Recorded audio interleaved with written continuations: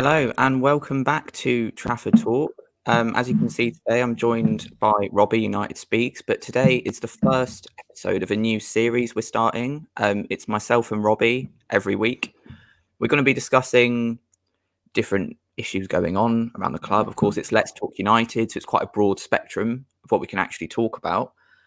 Today, we are talking about VAR, which, of course, has been a subject of great controversy for United, especially on Sunday. We saw the decision to disallow the goal for Cavani because of Scott McTominay's action. It got a lot of backlash from me and Robbie included. I think we were both absolutely fuming about that. I mean, you felt the same as me, didn't you, Robbie, that it was just a completely absurd decision? Yeah, it's just there's absolutely no consistency. And I mean, that's one of the first things that we're going to look into, the inconsistencies, because fair enough, call that if you're calling the rest of the fouls. But there's just no consistency, they're not doing that. If it's in the box, I don't know, it seems to be either 10 times worse, or it's just there's so many things that we need to take into account which aren't actually in the rule book. So it's something needs to change very fast. That's the thing, isn't it? I think the problem a lot of people have, myself included, is VAR was meant to bring consistency, but it's brought the complete opposite. It's inconsistency. Jose Mourinho, the one good thing he said after the match is he said, I just don't know with football anymore, because they asked him to discuss that VAR decision and he just basically said, I have no idea what to expect. And he's a manager of one of the teams in the league. So obviously he's in the same boat as us as fans.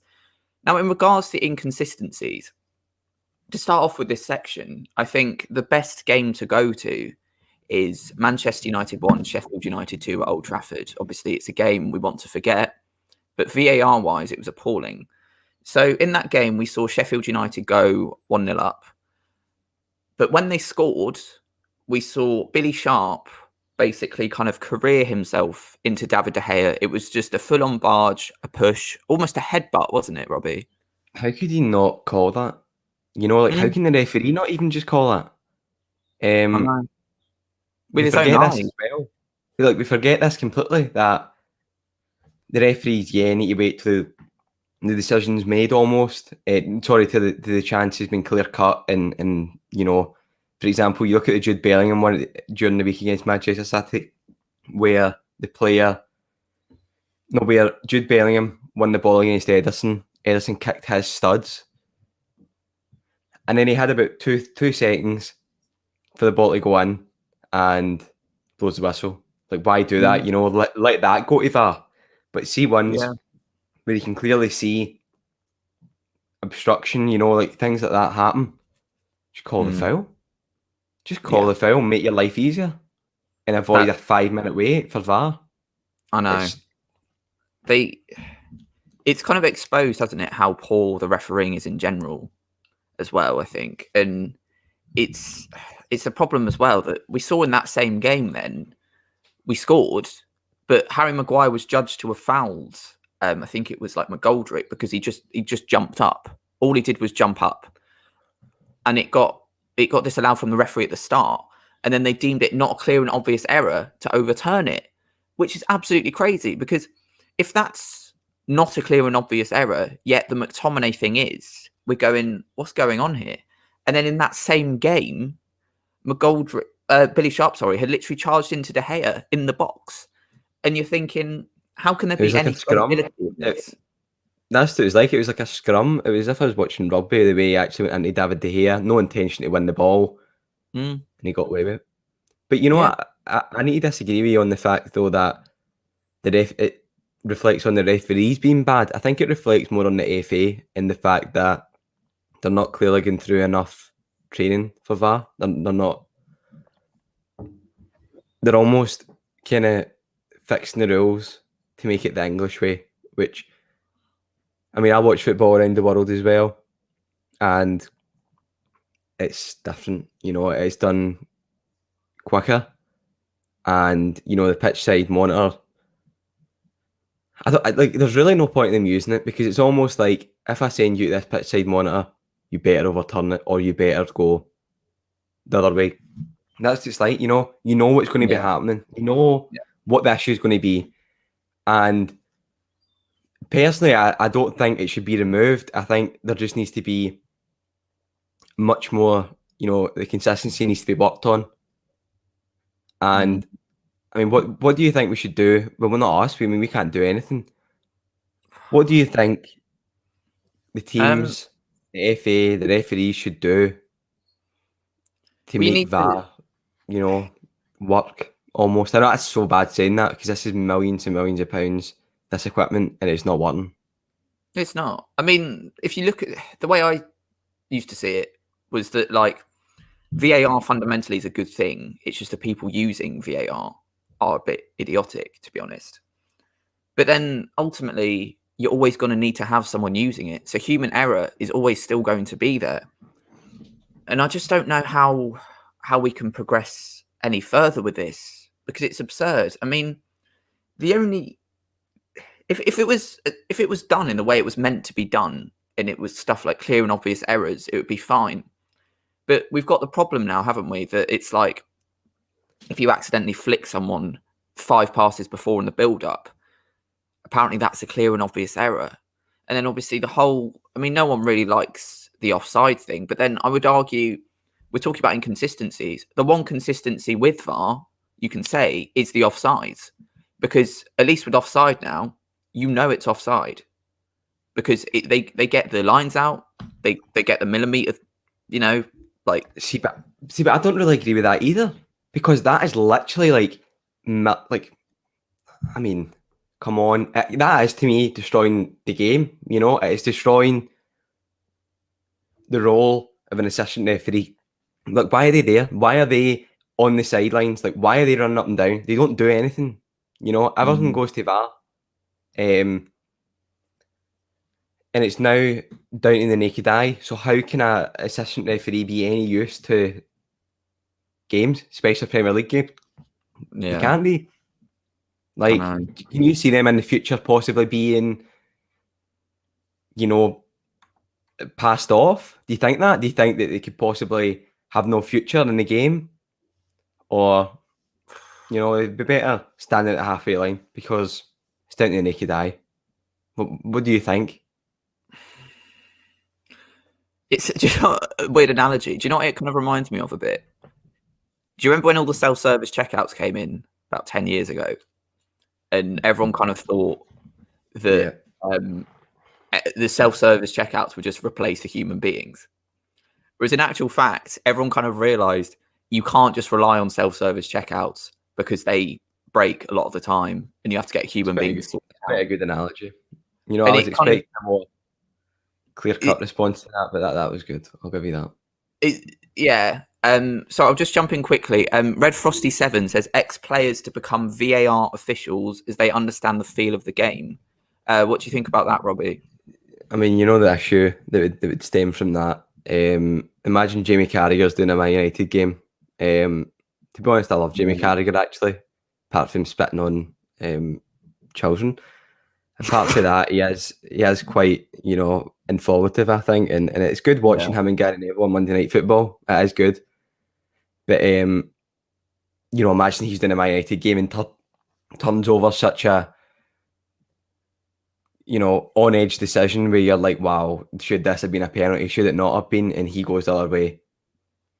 So I think in that sense, it couldn't work and it won't ever happen. Like, I understand what you mean, but referees are human beings as well. And the people in Stockley Park are definitely just sitting with their law books out in front of them, going through the laws, telling each other the laws. And which are probably right. They are probably right. But as you said, Red Frosty, it's almost as if there's no feel for the game. Yeah. And what happens before in the game isn't taken into account. It's just that decision there and then, which is no real use, which I think you're trying to get at. And I mean, I'm going to jump ahead here, mate, and it is pretty much right. It's basically the only issue is the Premier League. And I need to agree with that. There's no issues in Italy. Yes, they had issues. How quick are they in the Champions League, for example? it's just done efficiently, and you know, it annoys me. To be honest, it does. It annoys me. Do you think the issue for you mainly is that the implementation of VAR has been a lot worse here than it has in other countries? Obviously, because obviously you're Scottish, Robbie. Yep. I'm right in saying they don't have VAR in Scotland, do they? No, we've not even got goal line technology. Not got enough money for it. The referees aren't even full time, so there's a complete difference there. But I do know that Scotland would not do the same way as England because they do it different. England do everything different, which is I just don't understand why. It's arrogant, isn't it?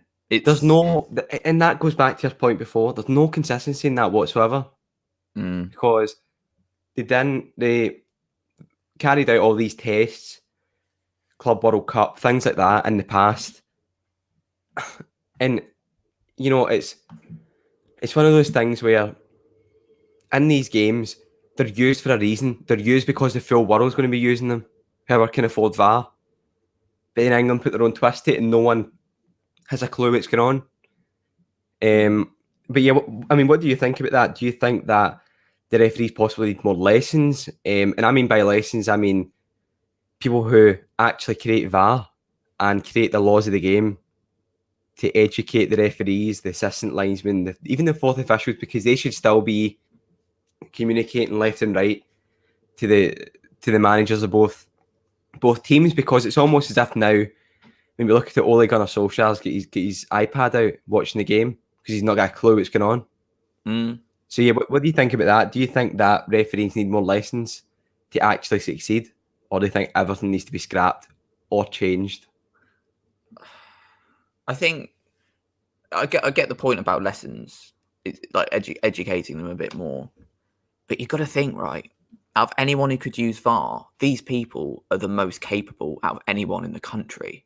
Like, they know way more than we do. They know way more than anyone does. And that's a problem. I think you could have evolution of VAR because, like you said, the implementation of England has been kind of a typical English approach. We've seen it across various decisions England has made as a country in recent years, this kind of thing that, oh, we can do things differently, you know. But it's just not worked out like arrogance. That. You're correct whenever you said that, Alex. It's just arrogance. And Red Frosty, thanks for obviously getting involved. I need to agree on this one. I didn't agree with your last one, but I think we're going to go on and talk about this as our next point about, you know, the fan experience, because we've not seen much about VAR, haven't we not, Alexei? And especially in Old Trafford, we've not even got a big screen. So it'll just come through as an audio. You know, it's a big problem. I remember the first game I went to with VAR. I mean, I completely agree with that comment from Red Frosty. The first game I went to with VAR was Manchester United against Chelsea, the 4-0 game. And it was just so bizarre because you just hear this kind of robot going, VAR, checking goal. That's it. And you just sit there for a few minutes and then they either go, decision, goal. And there was one, I think it was like they were checking for a red card, but none of us had seen what they were actually checking for. So they went, VAR, checking red card. No one knew what was going on at all. I didn't even know who the red card was meant to be for. I think the fan experience is the thing that might actually kill off VAR completely, because a big reason why it's still surviving, you know, it might get an onslaught on social media, on Twitter, like people like Gary Lineker and all this, like quite big, I guess you call them influencers or former players. Once fans are back in grounds again, it's not going to slide that easily, you know. We're not going to be able to take it again, because look at that game, like that City Spurs game, okay? It was funny, don't get me wrong, but we talk about fan experience, Robbie, and if this was Manchester United, right, and it was a Champions League, I think it was a quarter-final, right, and we score in the last minute to go, I think it was 5-3 up, and to go through to the Champions League semi-final, okay, how would you feel if that goal we had scored in that minute we're all cheering, we're going crazy. How would you feel if it then gets disallowed by VAR? I've never actually really thought about that. I mean, I've only been watching through TV. I've not been at a game since VAR's been introduced anywhere. It goes back to the point that Red Frosty made, and it's like, as the game gone, and Reddy made that point as well. It's like, is the game gone? Possibly. Whenever you look at it, and whenever I was growing up, you knew that if something didn't happen straight away, offside was called, foul was called, it was a goal, and you could celebrate as much as you wanted, and you could grab onto your friends and celebrate and think, wow, we're going to win the league. And not have to worry about what happened maybe 5 minutes later. I mean, I'm actually struggling in my house to celebrate a goal, and I'm jumping on Twitter, and I do, to be honest, I like to look on Twitter every time a goal goes in and see what's going on. And people just straight away are still like, oh, Cavani goal, and I'm like, chill out, and that is a bad way to be, probably, but it's kind of karma almost. It's as if you're celebrating too early now. Like, you're celebrating too early now. You need to wait a few minutes in case you get this noise in from the stand saying, oh, there's a do it, Alexei, for me, so everyone knows. Pardon? I'm saying do the VAR check. Oh, let us hear the noise. All right. VAR checking goal. I love whenever you do that. It's pretty much spot on because you actually hear it in the stadium as well. Decision. No goal. No goal. That's always happening for us recently as well. Yeah, but that's a constant thing. And there's so many issues with it that are just grey areas everywhere. And it's inconsistencies, implementation, and I mean, now we're on to talk about the fan experience. And to be honest, now I'm going to finish my point, finish what you've asked me.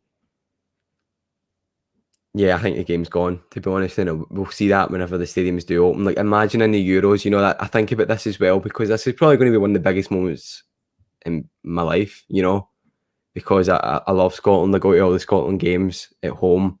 All my family love Scotland. Everyone that I know absolutely love them. And imagine we do. I mean, most of you guys who will be watching are English, but I'm Scottish. I've got no, to be honest, I don't absolutely despise England. Got family down in England, but that that kind of adds to it. There's a bit of rivalry. I've got family down in England. I like to always come out on top. Never happens really, but we've got this chance. And imagine that though, right? Imagine we are 1-0 up, and Oliver McBurney header off the bar, from a corner. It won't be any other goal, and he's away celebrating to like the 5 Scotland fans in the stadium. I'll be celebrating at London Bridge. That's what it is now, the fan zone. So I'll be there with my friends. And what will happen then in a fan zone? Imagine Oliver McBurney flaps at that like Maradona, and it goes in, and we don't notice, and everyone's celebrating. Yeah.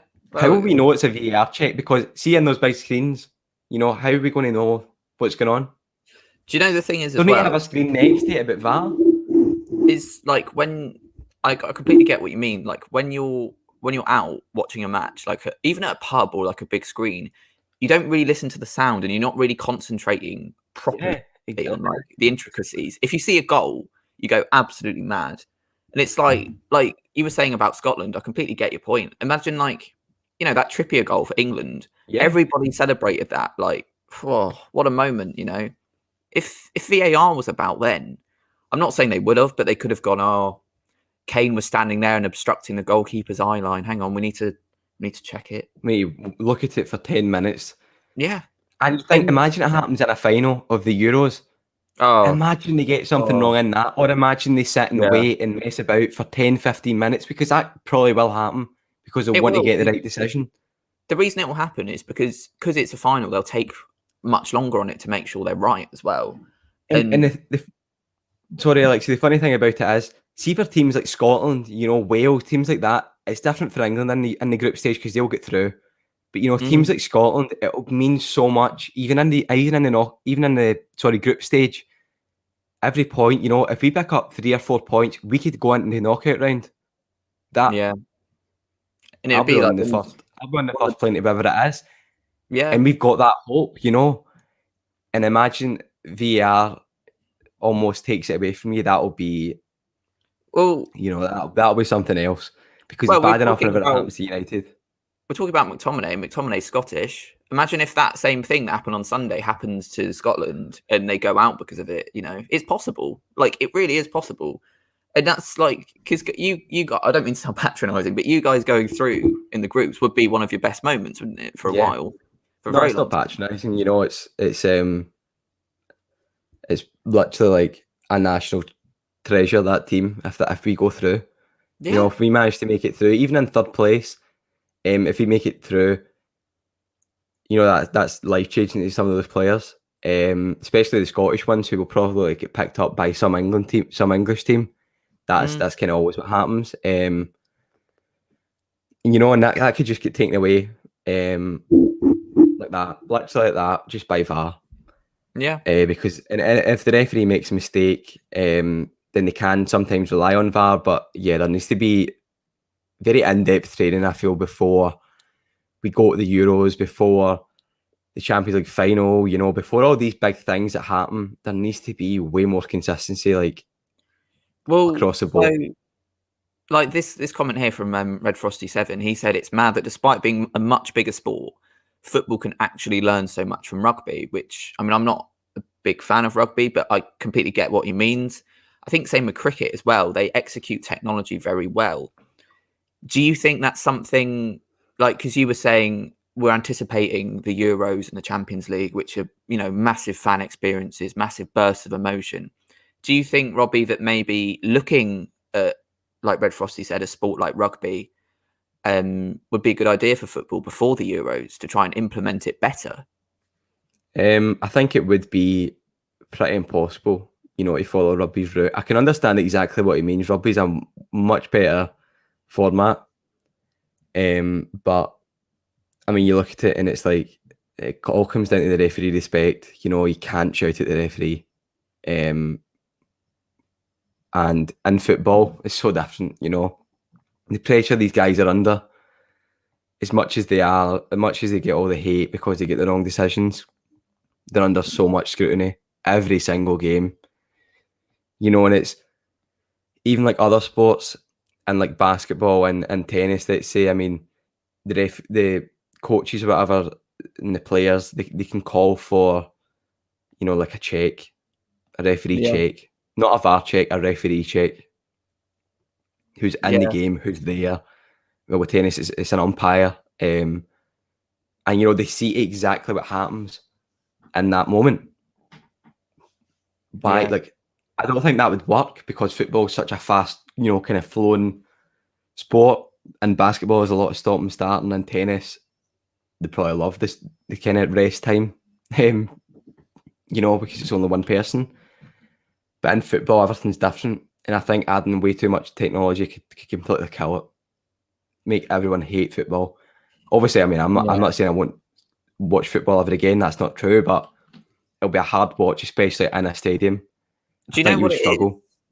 Like, I get what you mean, because at half-time on Sunday, I was so angry at what had gone on with the game against Tottenham. I was just fuming. I was just sat there thinking, if you told me like 2 years ago, we'd be watching a game, right, without fans, okay, for starters, a really big game for Manchester United, firstly without a crowd, and then we're seeing a goal get disallowed after like a 5-minute check for that ridiculous reason with VAR.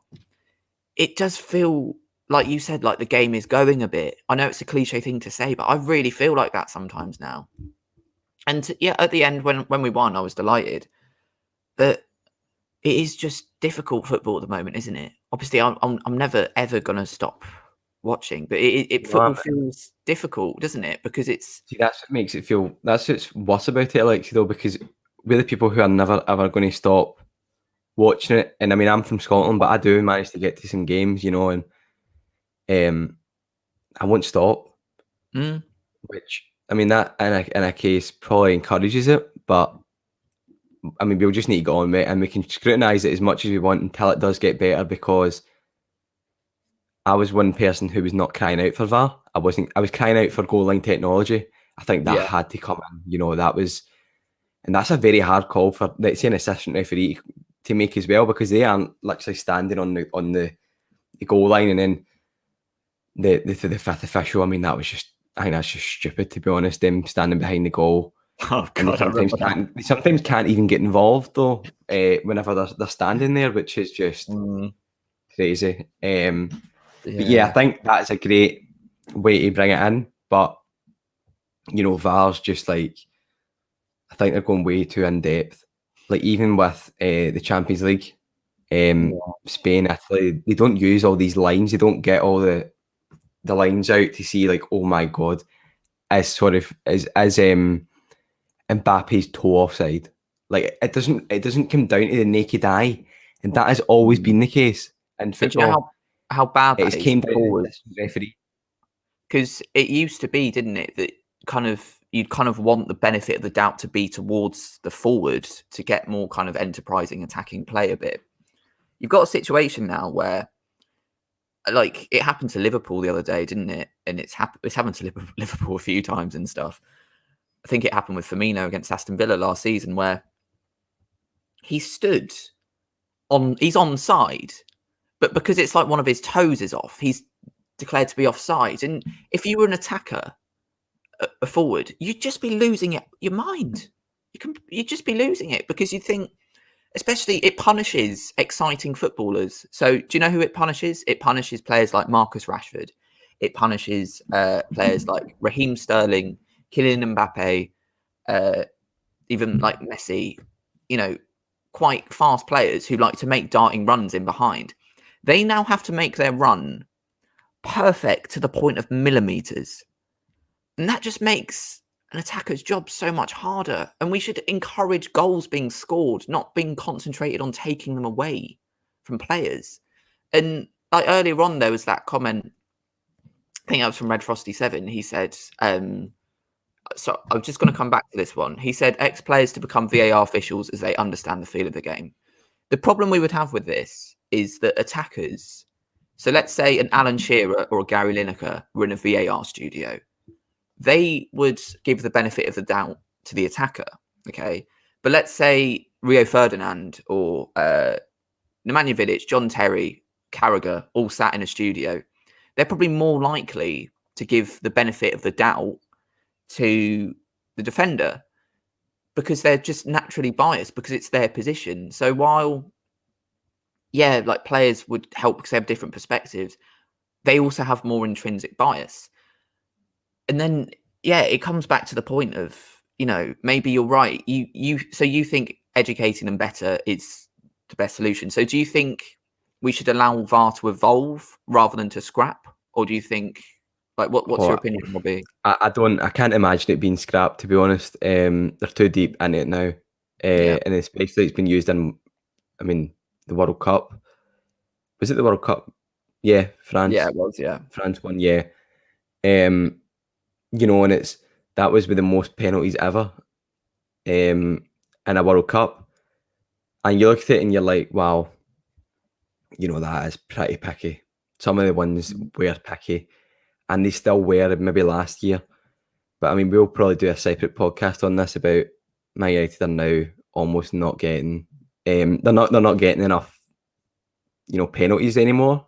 It's almost as if there's like a kind of barrier up for referees in case they get scrutinised for giving Man United decisions. Yeah. Well, look at that. We'll probably look at that elsewhere. But I mean, focusing on VAR, I don't think it will get scrapped. I think it needs to evolve, and it needs to evolve in a way with the rest of the world, because we're never ever going to be able to come to terms with it. Enjoy football really, and especially in a stadium, especially in like a fan zone, you know, pub, wherever. You watch the game without any volume, you know. We're never going to be able to enjoy it if there's constant stops in play, constant VAR decisions that are contentious, you know, and there needs to be like more like a kind of feel for the game brought into each decision about what's happened previously rather than what's happened in this moment, you know, because if you waved away a decision previously and it was completely wrong, give the penalty, you know. But if it's like kind of on edge, you're like, oh, I don't know, there's not that much in it, just let the game play, you know, let the goal happen. That's exactly the perfect point. And nowhere else, just before you jump in, Alexei, nowhere else has the lines come out for like the offsides, because football isn't down to the naked eye. Football is down to the referee and the assistant referee. And I think VAR could be brought in to be like, look, you need to go over and check this offside. It does look offside, but I want you to check, rather than going maybe let's say through an earpiece, just a one or two full ways through. And Alexei, I've got a question for you as well, just before we finish up. We've kind of covered the cup competitions as well, which we were also going to talk about.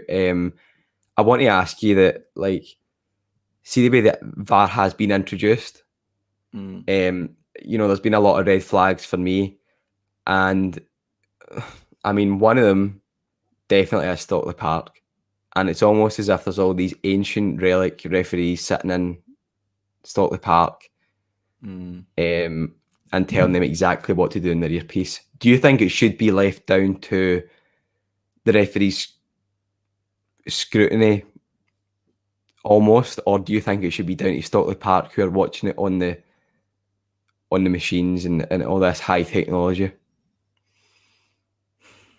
See, I completely get where you're coming from here.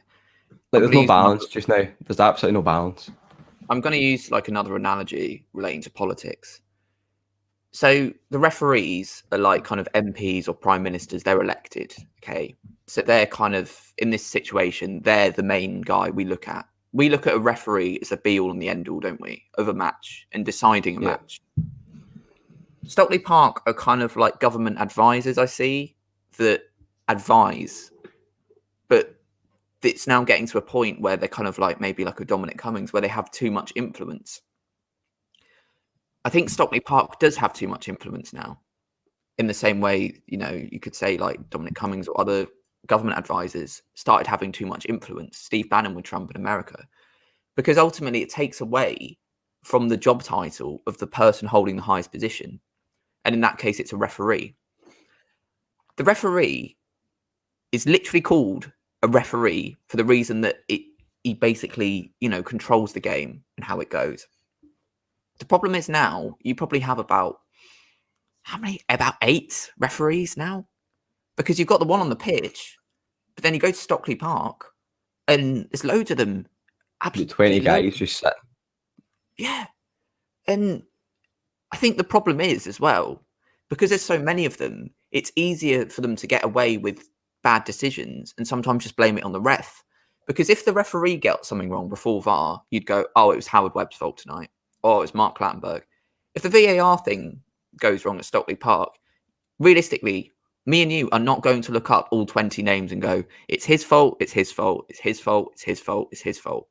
So in that sense, yeah, I think sometimes you could stick up for the referees and say, look, they're a victim of what they're being told sometimes, but there's no scrutiny for the people telling them those things because there's so many of them and we very rarely see them. And a separate idea kind of related to what you said there. I mean, I'm interested to hear what you think about this. Referees do not get paid a lot of money for what they do. Okay.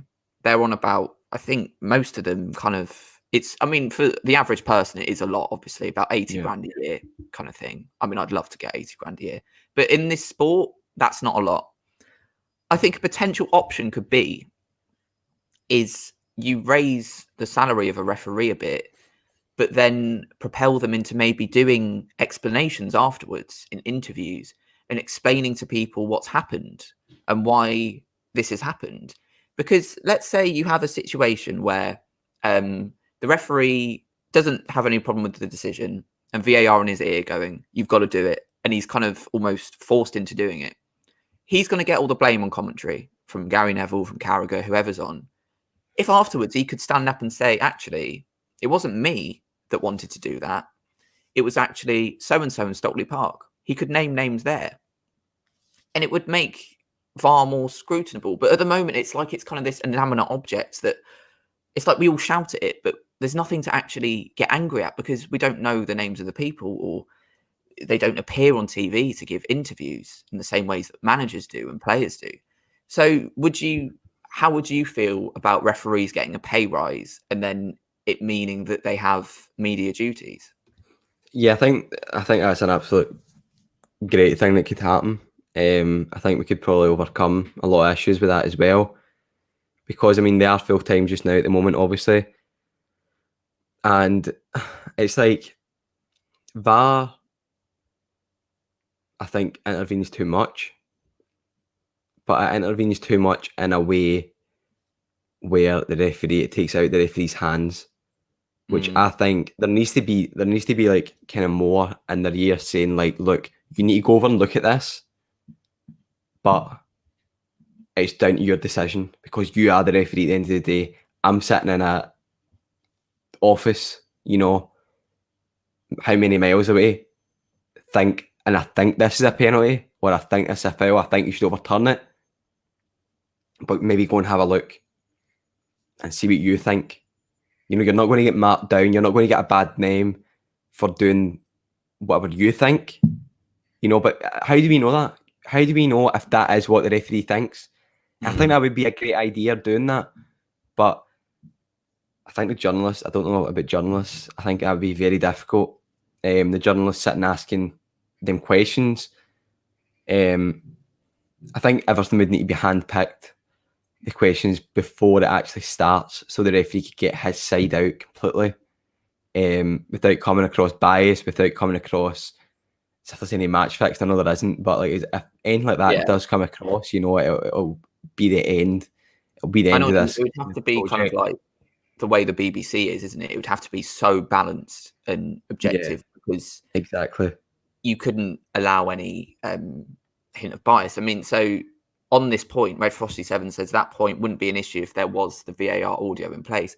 I see that point of view completely. I think VAR audio needs to be played out at stadiums. I completely agree with that. I think it's absurd that you just sit in your seat and you have no idea what's going on. But it's not great. I still think a referee interview would be good, because you can hear the audio, but if the referee did an interview, he could kind of say, look, you heard on the audio that voice, that was so-and-so in Stockley Park saying that. And it would just, I don't want to encourage, obviously, abusive nature towards VAR officials. I don't want that at all. That's not what we want. But what I would like to see is the referee being able to come out and say, oh, it was so-and-so in Stockley Park. And I want to see more scrutiny for their decisions. And that will kind of give us a bit more clarity on what's going on as well. I mean, the VAR audio thing. So I think, Robbie, me and you are both completely agreed that this needs to happen, right? I think there needs to be a lot of changes, yeah. I think it's quite clear as well, though, that, you know, there is issues, but guys, we'll do this at the end of every show. So Alexei basically hosts us. He comes up with 3 or 4 questions for me, and we just sit and discuss them. But I'll always put in my part at the end. You know, I've put in a few wee questions for Alexei, and one of them, the last one, just came to my mind just before we go off, is definitely that, I mean, I think one of the main issues is the attacks get slowed down, you know, the fouls get slowed down. Do you think that's an issue within the game? Because personally, I do. I think that is completely wrong. It really is, because if you look at anything slowed down, it looks bad. You know, like you see in films, like the way like they slow-mo like a punch and everything like that. It just makes it look more intense and dramatic. And it's almost like kind of it's like doctoring a video in order to make it look worse. Because that McTominay thing in real time is absolutely nothing. Even if you slow it down a little bit, it's nothing. But when they get it to the point it's like that slow motion, it looks like the worst thing in the world, you know? And that's manipulating a video, isn't it? Would you agree? It's kind of manipulating a video.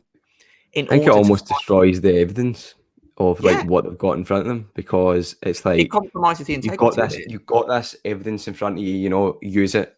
Just watch it And see, whenever you do slow it down, think of the things that are going through his head, like, oh, his foot's high. Oh, he shouldn't be doing that. His arm should be to his side. These things can't happen in real time.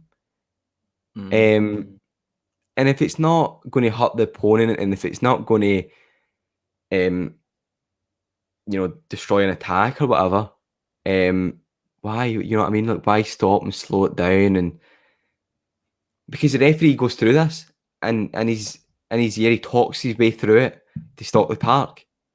So they clearly think something's going to happen. They wouldn't just send you over to VAR to keep the decision the same.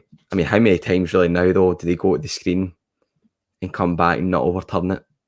Never happens.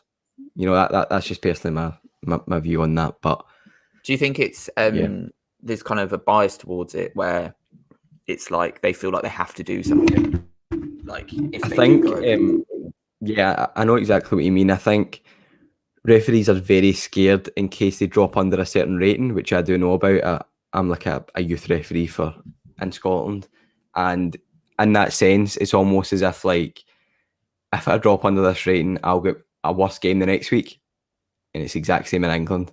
So they want to follow every rule by rule, go through it 10 times with Stockley Park. So if there is any issues, if they do get marked down, then they can just go and say, you know what, this guy told me to do this. I'm guessing that's what's happening, because he talked through absolutely everything now, and I've got no issue with that. But I just hope there isn't someone in their ear saying exactly what to do. It should be down to the referee and down to the referee only. And the people in Stockley Park should be almost like an indicator. Something should maybe go off. They've got the bands, the compression bands. I mean, Scotland have them, the youth ones, because we don't have the earpieces. So we've got that, so that let's say the assistant thinks, wow, something's happened here, stop the game. The compression band would go off on the referee, and he would stop the game and go and speak to the assistant. If that happens, the referee would then surely know, look, I need to go and have a look at VAR without this being in my ear. And maybe they could talk to even the assistant referee, but I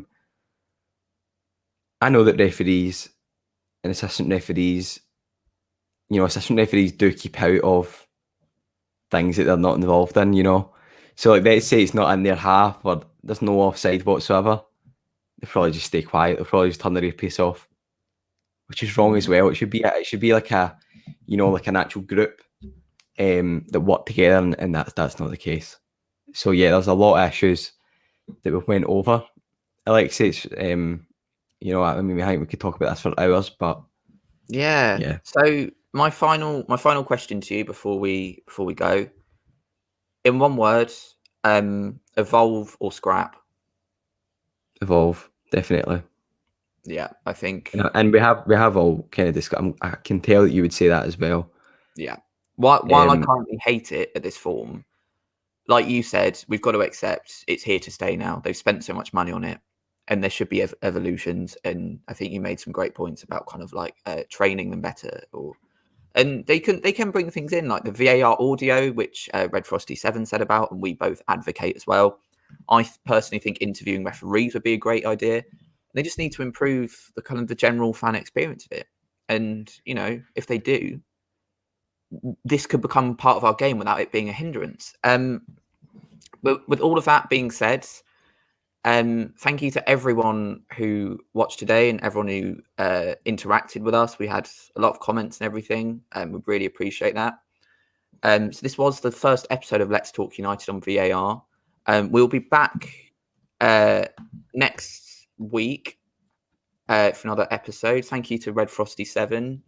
Thanks for your comments. You've been really good interacting and everything. He also thinks it's got to evolve. So it seems we're all kind of on a similar wavelength here. But yeah, thank you so much to Robbie for joining me as well. I've really enjoyed it. This will become a regular thing, this Let's Talk United series. And we'll be back this time next week for another topic we choose to discuss. And yeah, thank you very much for watching.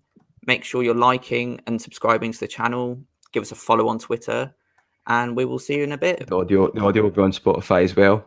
And like all the socials as well. Yeah, give us if you prefer the audio version. I mean, I know a lot of people do. So yeah, go give us a follow on Spotify. Or subscribe. You know, it all helps us out. But thank you very much for watching, and we will see you soon.